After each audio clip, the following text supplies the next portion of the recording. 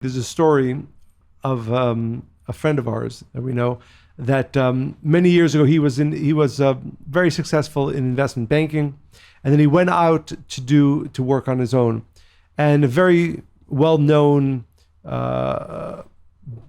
wealthy person gave him a significant amount of money as his seed capital. And long story short, after very few months, it was a very large sum of money. He had lost about 30% of it. And he was obviously very disappointed, upset. And he went back to his funder, the person who gave him that very large sum of money. And he says, I'm very sorry. I just lost all this money for you, 30% of a very large sum of money. And he said to him, he says, you know what? I'd rather you spend the next years focusing on the 70% of the money that you still have and how to invest it, rather than spending your time being upset and disappointed about the 30% that you lost. And the lesson, of course, is that all of us have those parts of us that make us different. All of us also have those parts of us that we think aren't as they should be, aren't the best. Spiritually, we know that where we focus our attention, where we focus our energy, is what will grow. So if a person spends a lot of their time focusing on their challenges or the things that make them maybe not as great as everybody else, then that allows those parts of them to grow.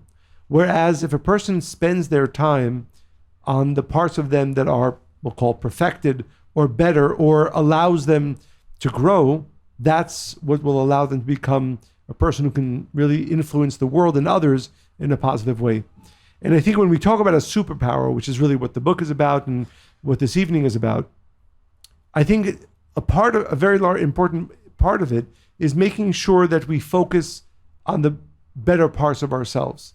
We all have, and science tells us this, a negativity bias, this natural predisposition of the mind to focus on the things that aren't as they should be.